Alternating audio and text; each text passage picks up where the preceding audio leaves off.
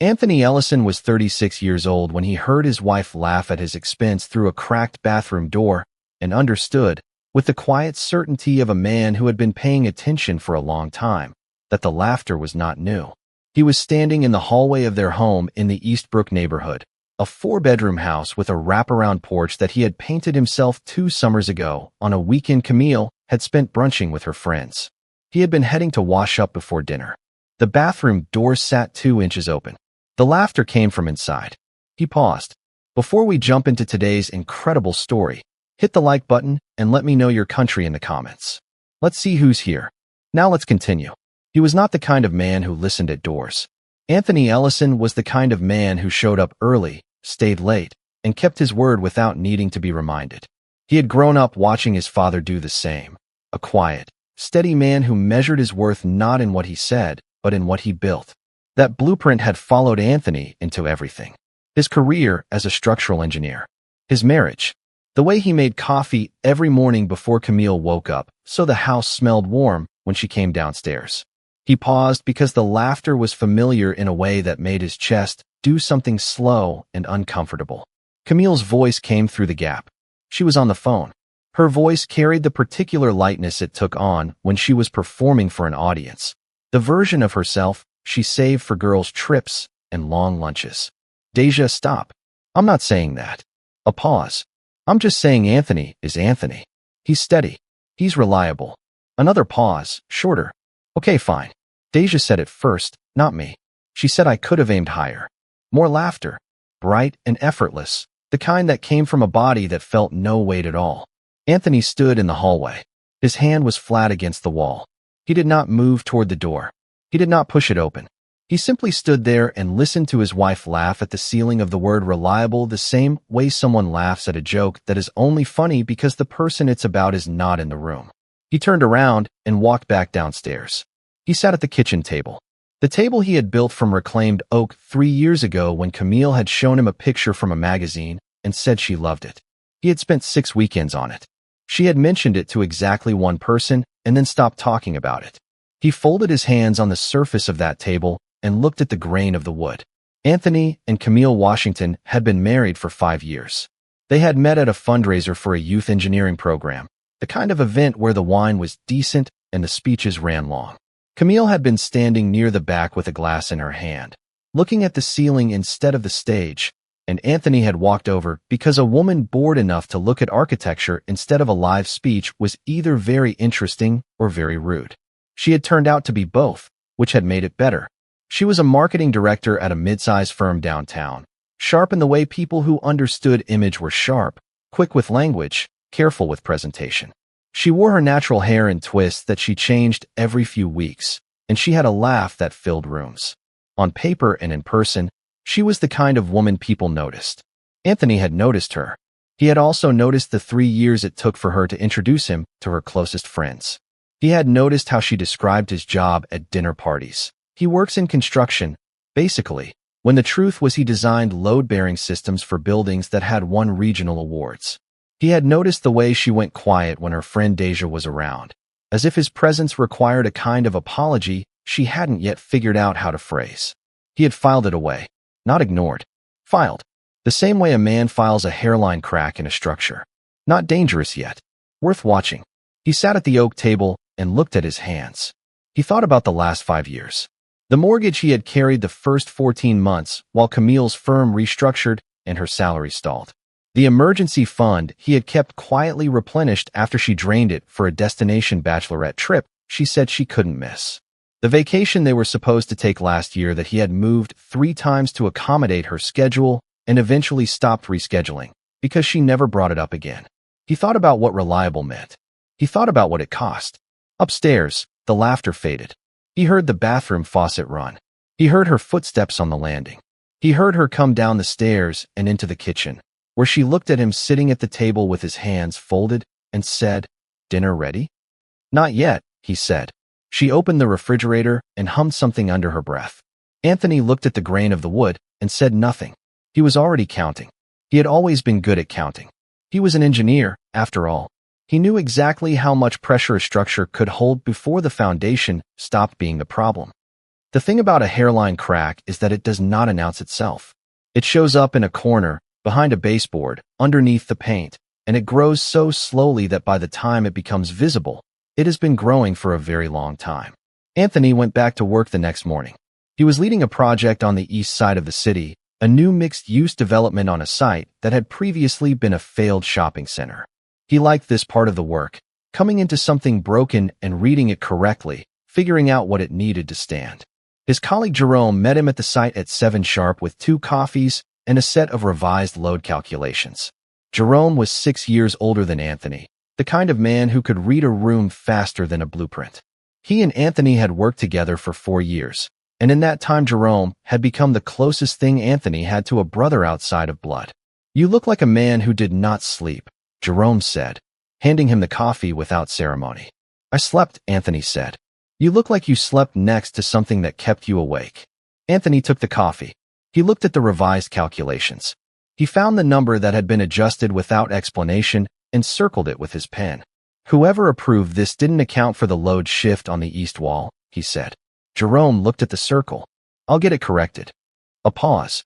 "You want to talk?" "Not yet," Anthony said. Jerome nodded like that was a complete answer and turned back to the site. That was the thing about Jerome.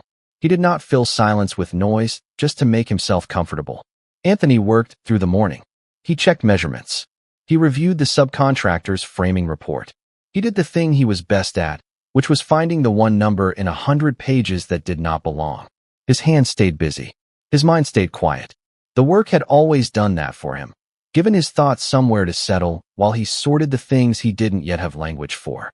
At lunch, he sat in his truck with the window down and called his mother, Loretta. She picked up on the second ring, the way she always did, like she had been expecting him. "Baby," she said. Her voice was warm and steady, the same voice that had talked him through hard things since he was 7 years old. "Hey, Mama. Tell me." He stared at the chain-link fence around the construction site.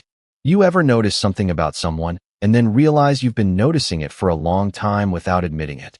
Loretta was quiet for a moment. "That's the only honest way a person really sees another person," she said. "The first time is rarely the first time." "Yeah." "What did she do?" He told her. "Not all of it." "Enough." The bathroom door, the laughter, the words, she could have aimed higher. His mother listened without interrupting, which was not something she did often. When he finished, she said, "Anthony, how long have you been excusing small things?" He did not answer. "That's your answer," she said gently. He sat in the truck for another minute after they hung up. He thought about the word reliable.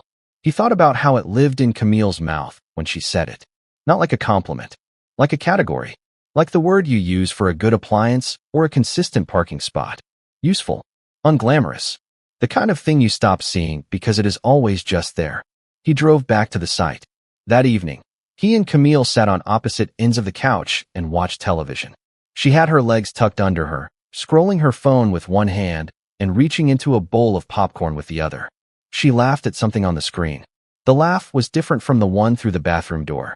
This one was real and unguarded, and it reached her eyes. He watched her from across the couch. There was a whole life in this woman that he had loved building. Weekends at the farmer's market where she always bought too much fruit. The way she read 3 books at a time and left them face down on every surface. How she always stood at the edge of the ocean when they went to the beach, like she was deciding something about it. He had loved her specifically. Not generally, not conveniently. Specifically. He looked at her now and felt both of those things at the same time. The love and the thing that lived underneath it. The crack he had been watching and quietly spackled over for 5 years. He was done spackling. He reached for the remote and turned the volume down slightly so the room felt less full of noise. "Camille," he said. She looked up from her phone. Are you happy?" She looked at him the way people look at a question they were not expecting from a direction they forgot to watch. "What kind of question is that?" "A real one," he said. She looked back at the TV. "Of course I'm happy, Anthony. Don't be weird." He looked at the screen for a moment. Then he nodded, the slow nod of a man who has received exactly the answer he expected, which is different from the answer he asked for. "Okay," he said. He picked up his book from the side table and opened it. She went back to her phone. The television went on being loud between them. He read the same paragraph 4 times without absorbing a word. Anthony was not the type to go looking. He wanted that on the record. even if the only record was the quiet inside his own chest. He was the kind of man who believed a thing either proved itself or it didn't. He had never once gone through Camille's phone, never once checked her location or questioned her friends' names or asked where she was going when she went somewhere. Trust was either the foundation or it wasn't. You couldn't build on something you were constantly testing. But 3 days after the bathroom door, her phone buzzed across the kitchen counter while she was in the garage unloading groceries. He was standing right there, refilling his water glass. The screen lit up, and the group chat preview loaded before he could look away. The group was named The Real Ones. The preview read, "Girl Deja said what we've all been thinking. Anthony is great, but is he really where you thought you'd end up?" The name at the top was Brianna. Anthony set his water glass down. He did not pick up the phone. He stood where he was and felt something go very still inside him. Not rage. Something cooler than that. The specific stillness of a man who has been waiting for the second piece of evidence and has now watched it arrive. Camille came through the garage door with 2 bags in each hand. She saw his face before she saw the phone. Then she saw the phone. She set the bags down quickly. "That's not. I didn't read it," he said. "I was standing here. It came up. Anthony, how long has that been the conversation?" His voice was level, factual, the same voice he used when a contractor gave him a number that didn't match the materials report. "It's just Deja being Deja. She's always." "Camille." He said her name quietly, not harshly, just completely. She stopped. "Has this been the conversation?" he repeated. She looked at the counter. She looked at her hands. Then she looked at him. And in her face, he saw something he had never seen in 5 years of knowing her. Not guilt exactly. Something older than guilt. The look of a woman who had been carrying a private shame and had just felt the floor of it give way. "Sometimes Deja says things that I don't correct," she said. Her voice was smaller than usual. "That's not the same as agreeing." "What does she say?" A pause long enough to be its own kind of answer. "That you're not the kind of man she imagined me with." What kind of man did she imagine? Camille pressed her lips together. "Someone more visible." Anthony looked at her for a long moment. "Visible," he repeated. She reached for his arm. "Anthony, that's not how I see you." He did not pull away. He also did not lean in. He simply looked at her hand on his arm and then back at her face. "But you've let her say it. For how long?" The silence that followed had a specific weight. The kind that tells you the number before you finish the math. He nodded slowly. He picked up his glass of water. He walked to the living room and sat in the chair by the window, the one that faced the street. He picked up his phone and opened his contacts. He found Jerome's name. "You free tonight?" He typed. Jerome replied in under a minute. "On the porch. Come through." Anthony put on his jacket. He said good night to Camille in a tone that was polite and final, the way a door being closed carefully is still a door being closed. He drove to Jerome's. Jerome lived 20 minutes away in a neighborhood that was still figuring out what it wanted to be.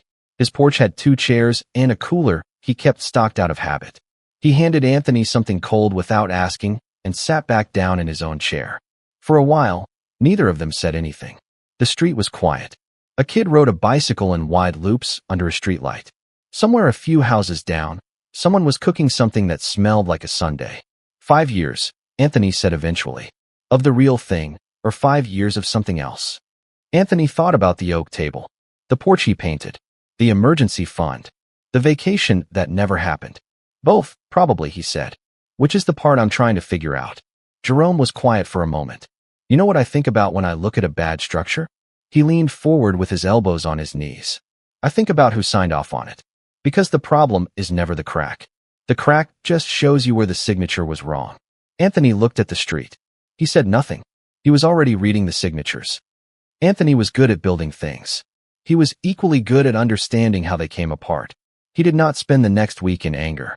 He spent it paying attention in the way he should have been paying attention much earlier, without excuses, without the comfortable softening of a man who had told himself that love made the math add up even when it didn't. He reviewed the joint account on a Thursday morning. Not suspiciously. Practically. He was getting a handle on what was his, what was theirs, and what existed in that blurred space between the two that marriages created without anyone saying it out loud. What he found was not fraud. Nothing was stolen. But the pattern was as clear as a load calculation done wrong. In the last 22 months, Camille had made 43 personal purchases over $200 that were not discussed and not entered into their shared expense tracker. Spa treatments. A weekend trip she had described as a work retreat. A set of designer accessories bought in 3 separate transactions across 3 days that he understood now were intentionally separated. Not hidden, exactly. Just arranged so they were hard to see all at once. Anthony was very good at seeing things all at once. He printed the statements. He organized them by date. He made a second column with the running total. The number at the bottom was significant. Not devastating. Significant. He sat with it. He thought about the mortgage payment he had covered alone for 14 months. He thought about the emergency fund and what it had been drained for. He thought about the retirement account he had opened in both their names and contributed to consistently for 4 years, while Camille had contributed sporadically. With gaps, she always said she'd make up. He wrote everything down, not out of revenge. Out of the same reason he documented everything at work. Because the truth deserved to be written correctly.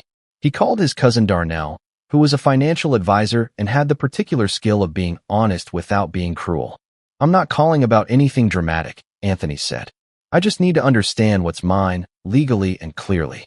Darnell did not ask unnecessary questions. "Send me what you have," he said.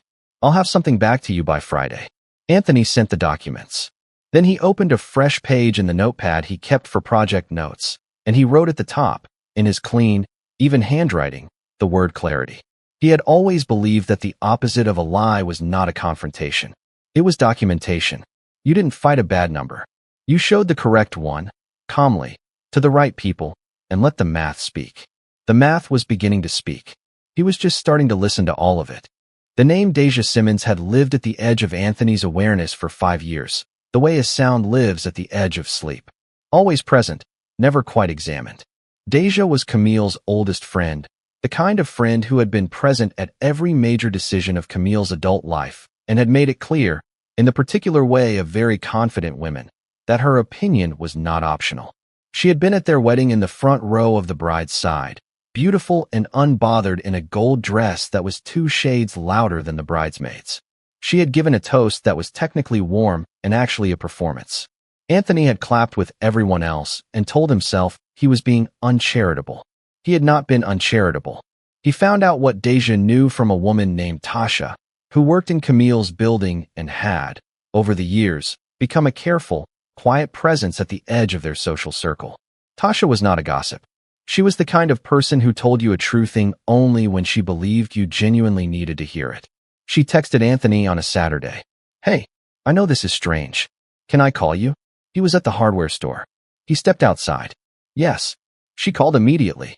Her voice was even and apologetic the way voices are when someone is doing something they believe is right, but are not entirely comfortable with. "I want to say first that I've gone back and forth about this. I'm not trying to cause problems, but I think you deserve to know the full picture." "Tell me," he said. Deja has been telling people in the friend group for about 2 years that Camille's marriage was basically a placeholder. Her word, not mine.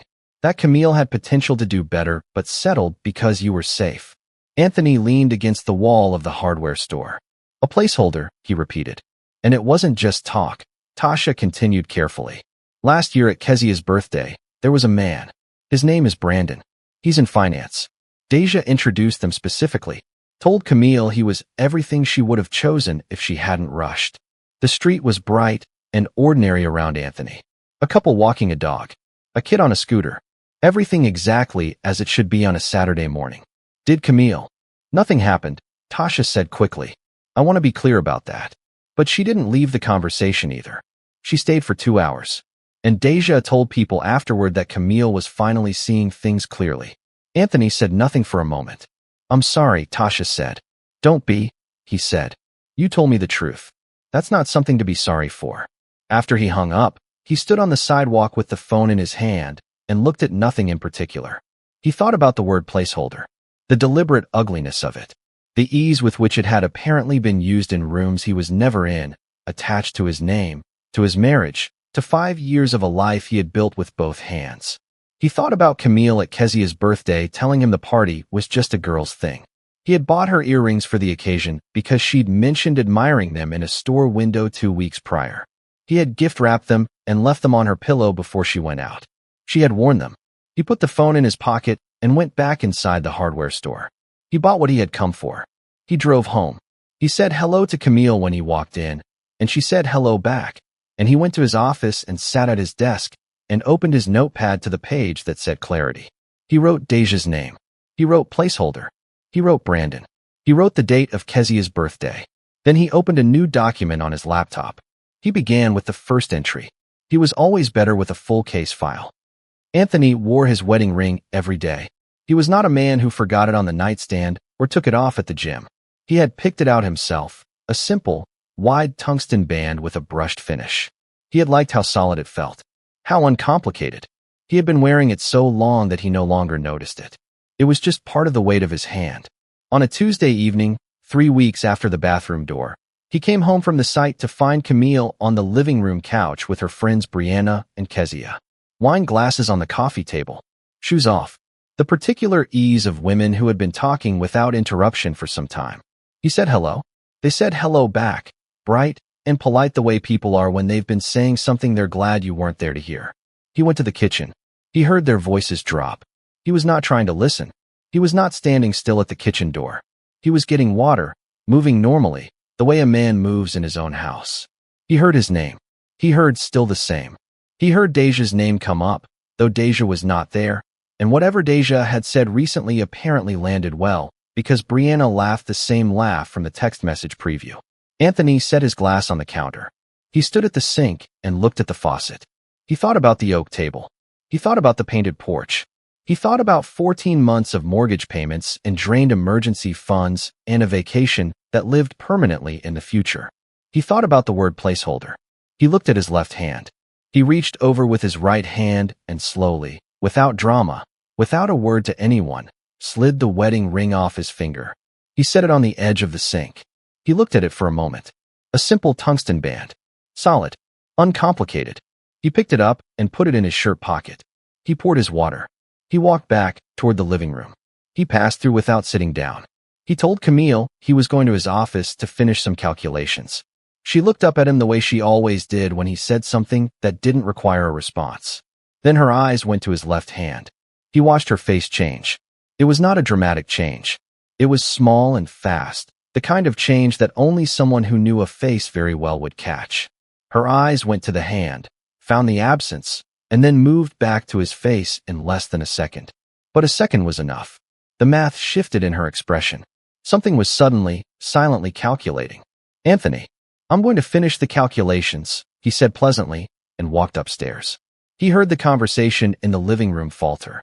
He heard Brianna say something low and questioning. He heard Camille's voice answer in a tone that was doing its best to sound unbothered and not quite succeeding.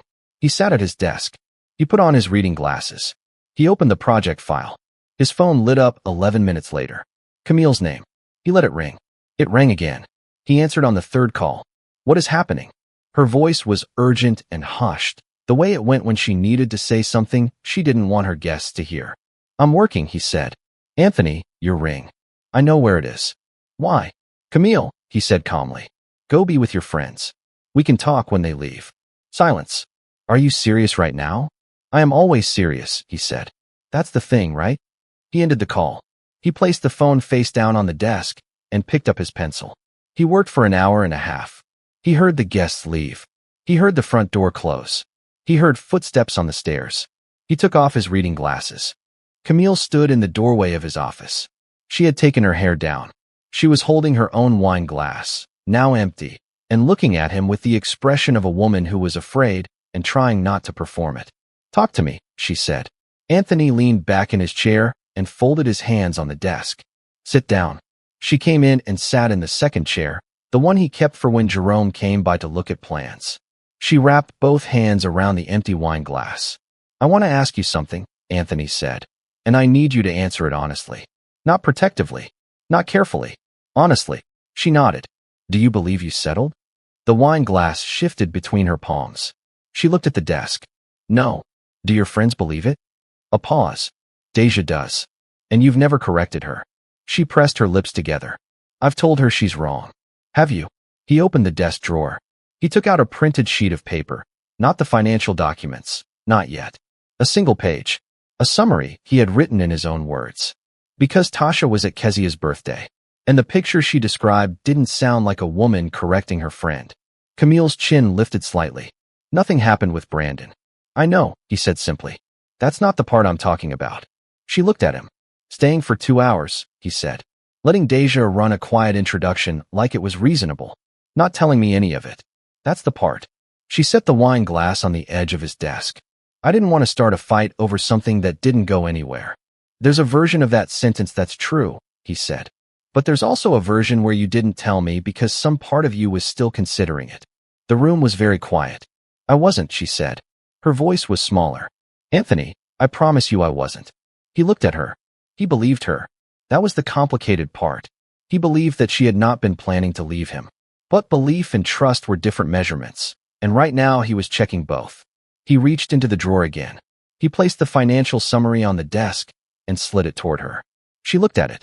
What is this? 22 months, he said. That's what this is. 43 purchases over $200 that you didn't mention and didn't log, plus the emergency fund, plus the gaps in the retirement contributions, plus the 14 months I carried this house alone. She stared at the paper. Her face went through several things in quick succession. Anthony, I was going to. I'm not presenting this as an accusation, he said. I'm presenting it as information. Because I've been running this house like a project where only one person was reading the full blueprint. And I need you to understand that I have always read the full blueprint. She looked up from the paper. Her eyes were bright. Are you leaving me? He picked up the tungsten ring from where he had placed it at the edge of the desk between them. He set it flat on the financial summary. I'm asking you to make a decision, he said. A real one. Not the one where I'm reliable and Deja is exciting. Not the one where this house is comfortable, but I'm not the man you imagined.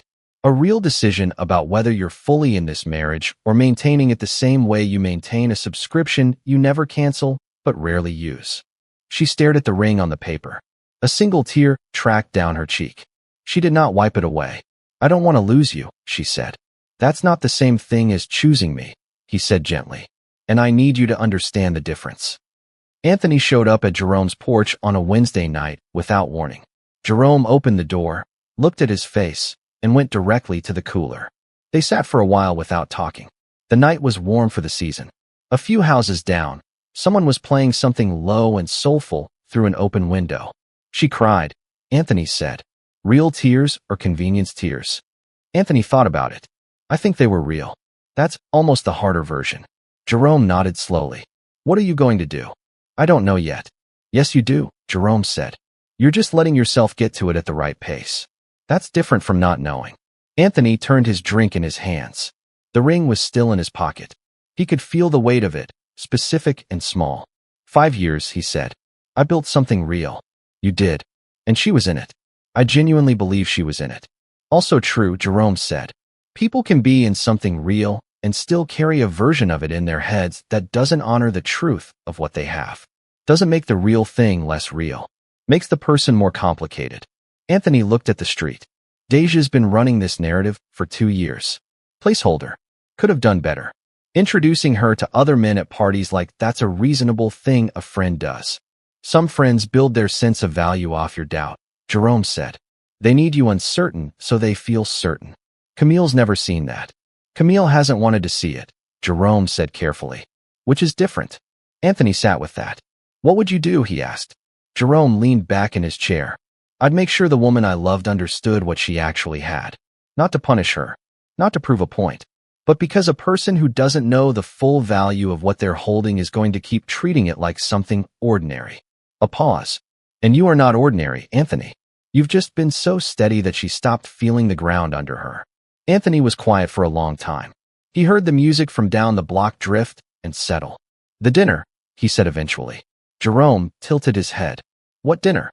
Anthony looked at him. Camille's been trying to plan something. A couple's gathering at the house. She mentioned it 2 weeks ago. Her friends, their partners. Deja and her boyfriend. Jerome waited. I think we should have it, Anthony said. I'll help her plan it. We'll have it properly.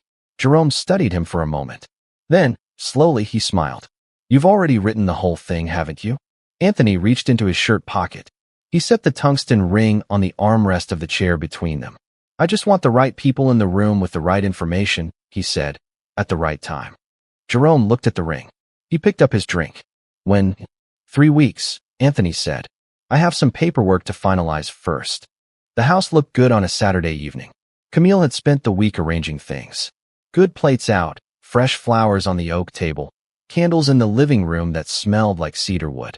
She had put thought into it, the way she put thought into things when she was trying to say something she didn't have direct words for. Anthony noticed. He had also spent the week making quiet preparations of his own. Deja arrived first with her boyfriend Kendrick, who was a decent enough man and completely unaware of the role he was attending. Then Brianna and her husband Terrence. Then Kezia and her partner Malik, who Anthony genuinely liked and had played basketball with twice. And then, at 7:15, Jerome arrived. Anthony had invited him as a guest. Camille had not questioned it. Jerome was family in the way some people become family without a ceremony.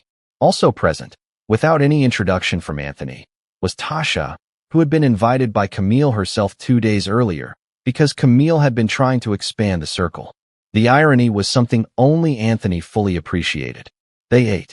Camille's cooking was exceptional, always had been: honey-glazed salmon, roasted vegetables, cornbread from her grandmother's recipe. The table was warm and loud and full of the comfortable noise of people who had known each other long enough to interrupt and be forgiven. Deja was charming in the way she always was. Polished, effortlessly positioned at the center of conversation, the kind of presence that rooms organized themselves around.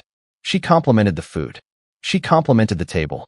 She put her hand on Camille's shoulder when she laughed, the gesture of a woman who knows she is important to someone. Anthony watched her the way he watched a structure before he made his report. After dinner, when the plates were cleared and the wine was being refilled and the conversation had settled into the loose, comfortable sprawl of a good gathering, Anthony stood. He did not tap a glass. He did not ask for silence. He simply stood, and the room noticed on its own, because Anthony had the quality of stillness that fills a room when it enters. I want to say something, he said. His voice was warm and unhurried. About this house. About what Camille and I have built here. Camille looked at him from across the table. He saw something move through her face. Attention. Uncertainty. The watchfulness of a woman who did not know exactly which Anthony was standing up. 5 years ago, I walked into a fundraiser and found a woman who was looking at the ceiling instead of the speaker, he said. And I thought, that's either someone with no patience or someone with real taste. A few people smiled. Turned out to be both. Camille smiled. It was the real one. I want to be honest about something tonight, Anthony continued. Because I think honesty is the only real thing worth offering the people you love. He reached into the inside pocket of his jacket. He placed a single folded sheet of paper on the table in front of Jerome without opening it. Jerome is going to hold something for me. Jerome did not look surprised. He placed his hand on the paper. About 3 weeks ago, Anthony said, I took my wedding ring off. The room went quiet. Not because I stopped loving my wife. He looked at Camille. But because I realized that love, real love, requires people to be honest about what they're carrying. And I had been carrying some things quietly for a long time. He turned to Deja. His voice did not change in temperature. It stayed exactly where it was, steady and clear. Deja, you've been a central part of Camille's life for a long time. I've respected that. But I want to put something on this table tonight. He reached into his jacket again and placed a printed sheet at the center of the table. Not pushed at anyone.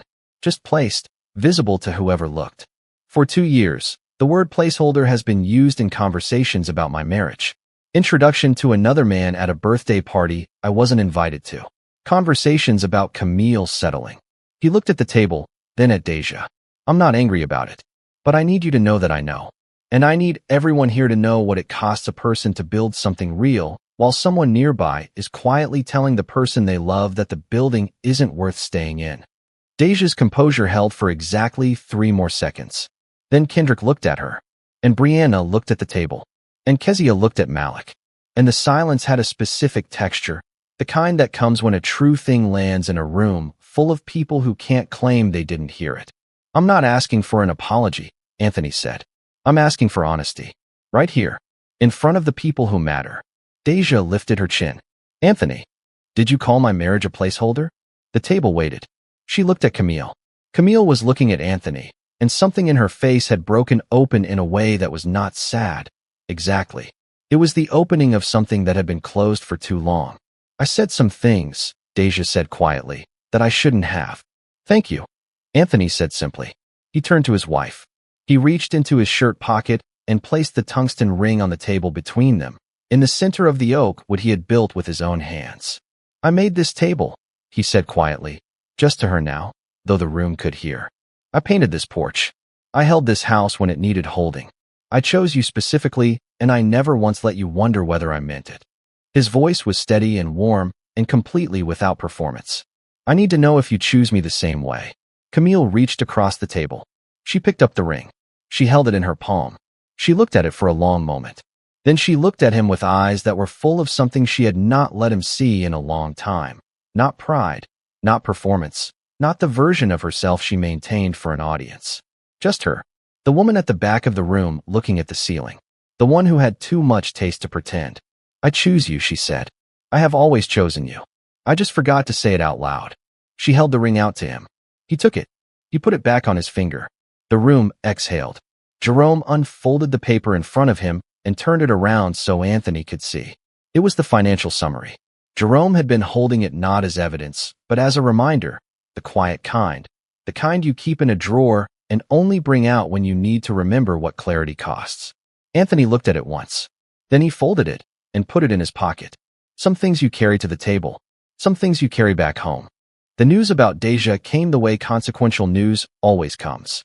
Quietly, in small pieces, delivered by people who were not trying to be messengers but couldn't help it.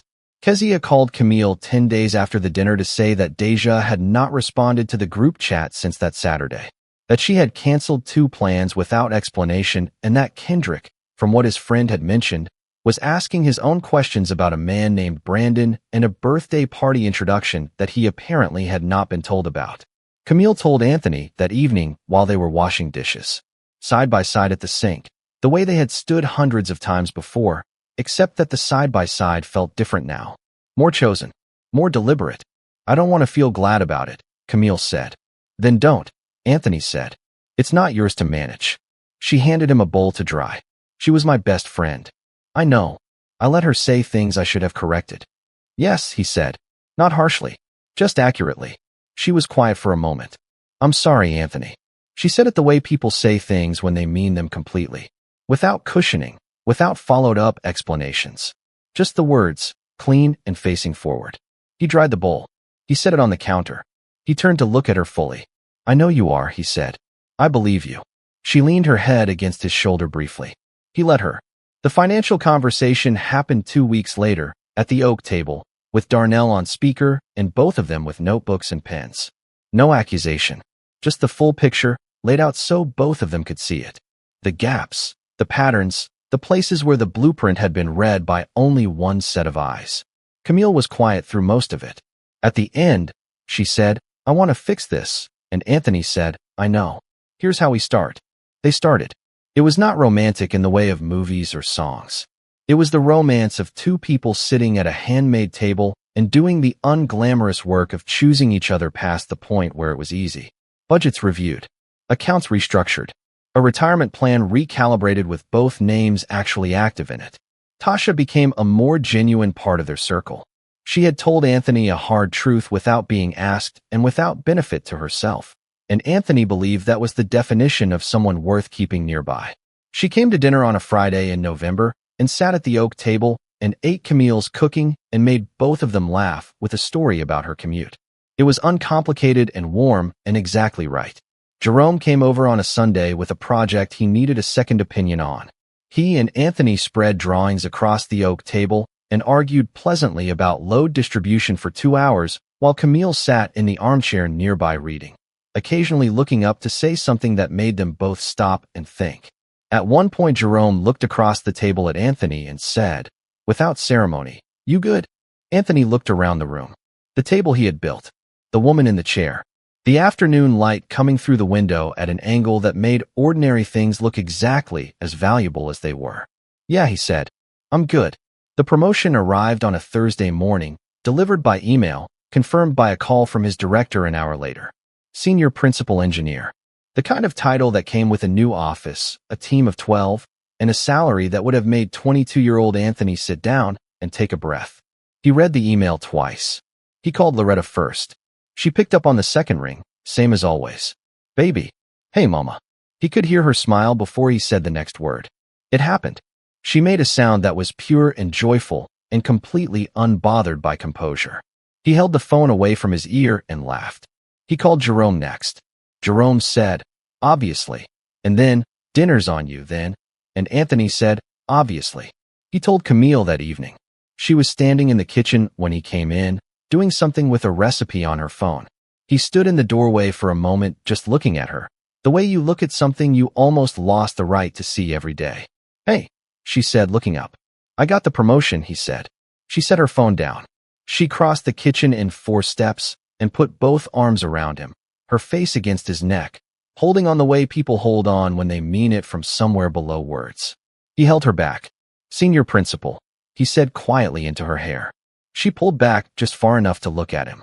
Her eyes were bright. Anthony Ellison. She said his name the way he had always wanted her to say it. Like it meant something.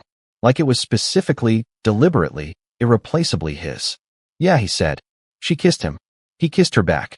Outside, the evening was coming in gold and unhurried through the windows of the house on Eastbrook, the wraparound porch wrapped in the last light, the oak table in the dining room quiet and patient, holding space the way only something built with real intention can. The house smelled like coffee and whatever she was cooking. It smelled like 5 years of something real, and the beginning of 5 more, chosen properly this time, eyes open, the full blueprint read by both of them, together. Anthony Ellison had always been good at building things that lasted. He was just now learning to let someone see the full value of what he had built. Deja's phone call came on a Saturday morning 6 weeks later. Anthony was on the porch with coffee and the paper. He heard Camille answer inside, heard her voice go careful and still the way it did when she was thinking before she spoke. The call lasted 4 minutes. He did not listen in. He read 3 paragraphs of an article about a bridge restoration project in the city and did not absorb a single word. When Camille came out and sat in the chair beside him, he waited. She wanted to apologize, Camille said. Did it sound like one? A pause. Mostly. He nodded. He looked at the street. A woman walked past with a coffee cup and a tote bag, moving quickly in the morning light. How do you feel?